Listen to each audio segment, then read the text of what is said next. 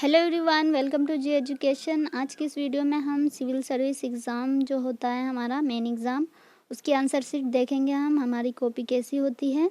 अगर जो एक दो बार इसका अटेम्प्ट दे चुके हैं तो उनको पता होता है कि हमारी आंसर शीट कैसी आती है, लेकिन जो फर्स्ट बार जाते हैं उनको नहीं पता होता है हमारी आंसर शीट कैसी आती है, उस पर क्या चीज़ इंस्ट्रक्शन लिखा होता है, क्या चीज़ हमें फिल करने के लिए दिया जाता है। तो उनको टाइम लग जाता है, काफ़ी 4-5 मिनट इसमें निकल जाता है।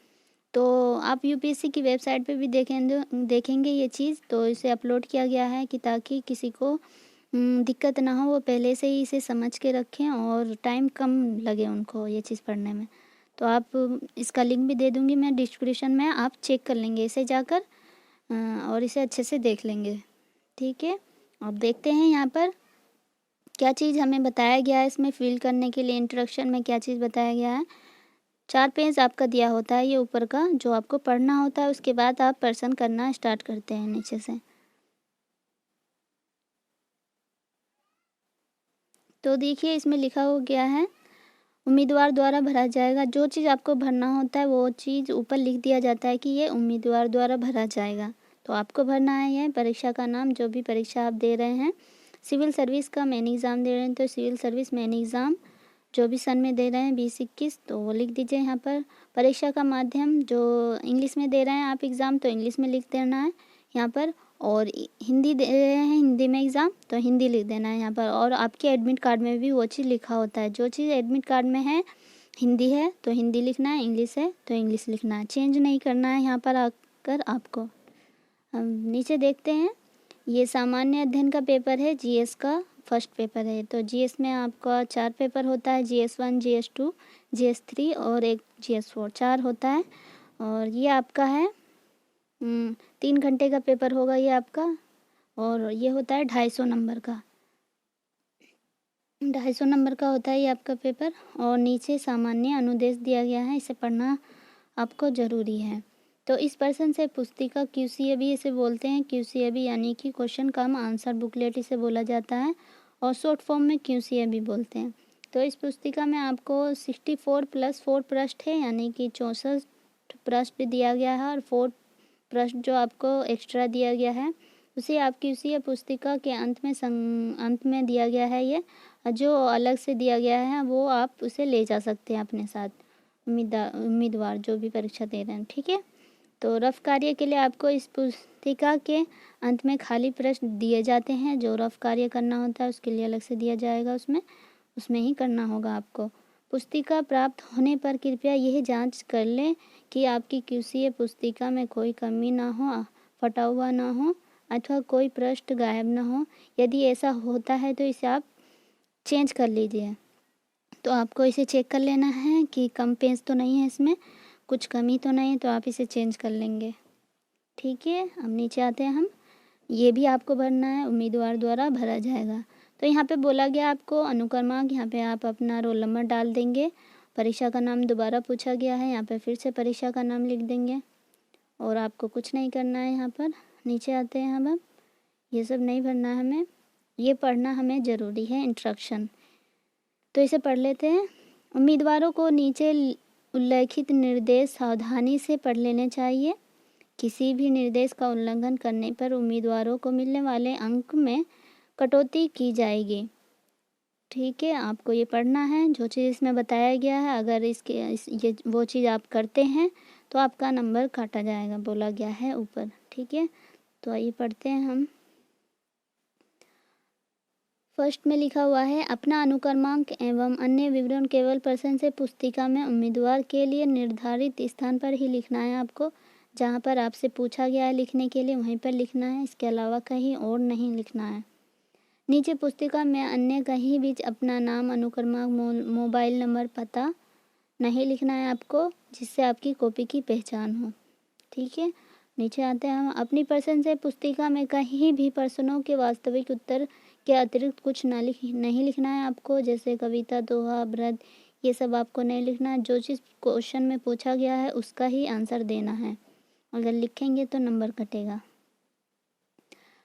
परीक्षक को प्रत्यक्ष अप्रत्यक्ष रूप से कोई भी प्रार्थना, धमकी, भारी बातें नहीं लिखना है आपको। जैसे मैडम या सर, यह मेरा अंतिम प्रयास है, कृपया मेरी कॉपी अच्छे से चेक करें। ये सब प्रार्थना नहीं करना है, धमकी नहीं देना है आपको, इसमें बोला गया है। उत्तर अस्पष्ट अथवा गंदी लिखावट में नहीं लिखे, इस प्रकार के उत्तर का मूल्यांकन नहीं किया जाएगा, क्योंकि गंदी राइटिंग आपको नहीं लिखनी है, बिल्कुल जैसे आपकी राइटिंग वहाँ एग्ज़ामिनर को समझ में ना आए, साफ लिखना है आपको।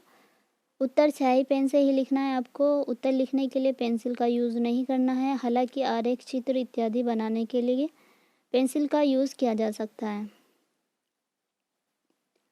प्रवेश पत्र में उल्लेख किए गए माध्यम के अथवा अन्य किसी माध्यम में उत्तर नहीं लिखना है आपको। जो आपके एडमिट कार्ड में है, हिंदी है तो हिंदी में एग्ज़ाम देना है, इंग्लिश लिखा हुआ है एडमिट कार्ड में तो इंग्लिश में एग्ज़ाम देना है।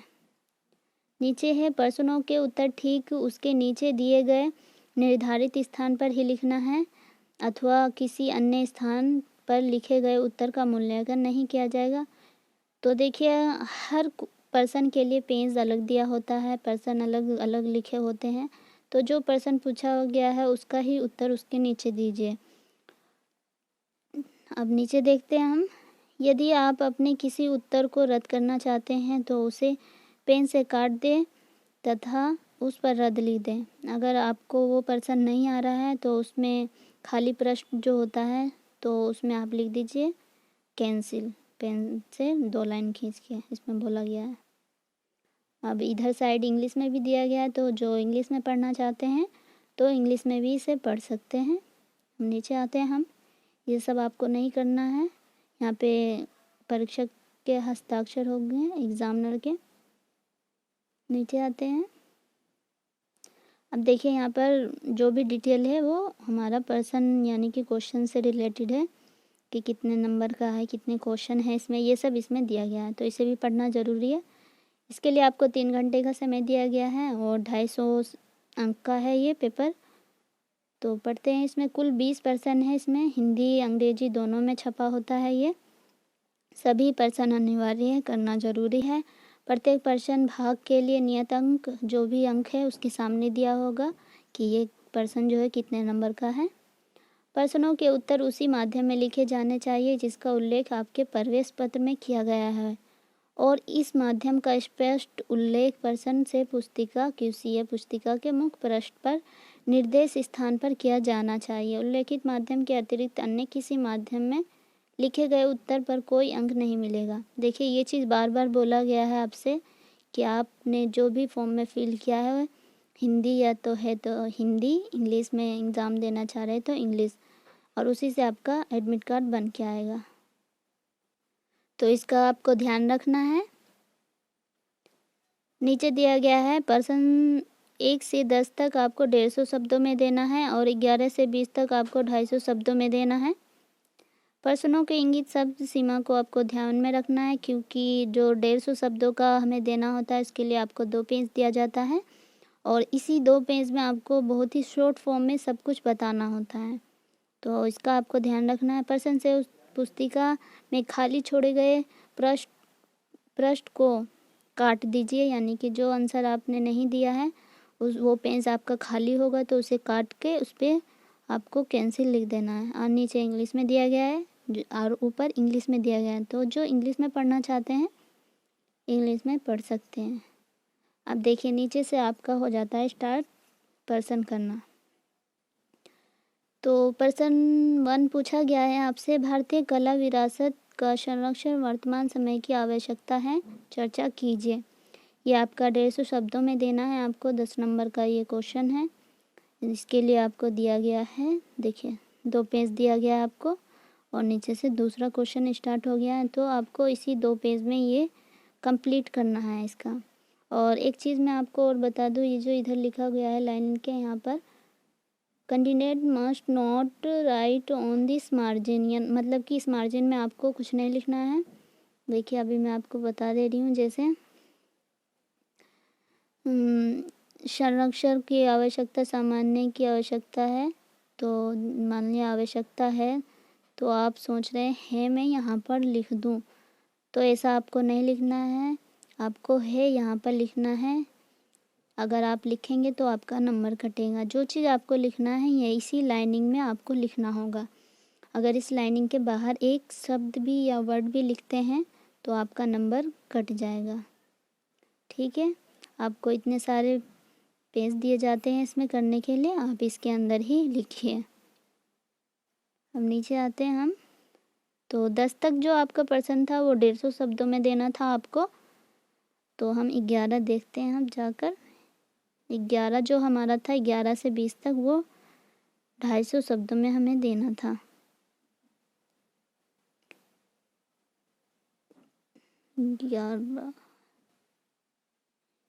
ये रहा। यहाँ से जो होगा आपका 250 शब्दों में देना है 11 से 20 तक, और ये होता है आपका 15 नंबर का होता है ये आपका। इसके लिए आपको 3 पेज होगा, ये रहा 1 2 देखिए रहा 3।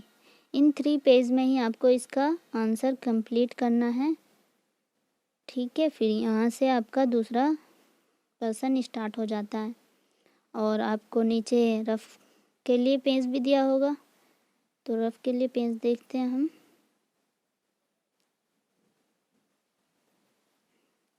देखिए ये लास्ट है 20, 3 पेज इसके लिए है। यहाँ से आपका हो जाता है रफ स्टार्ट। तो जो भी आपको रफ करना है तो रफ पर ही आप करेंगे। इसके लिए 1 2 3 4 5 6 7 8 9 10 पेज दिया गया है आपको। तो इसी 10 पेज में ही आप अपना रफ करेंगे और अच्छे से अपना सारा जो चीज़ पूछा गया इसमें वो चीज़ पढ़ेंगे, तभी आप स्टार्ट करेंगे इसको करना। तो आपको समझ में आ गया होगा हमारी जो आंसर शीट है वो कैसी आती है। आप इसे वेबसाइट पे भी देख सकते हैं जाके, मैं इसका लिंक भी दे दूँगी आपको डिस्क्रिप्शन में।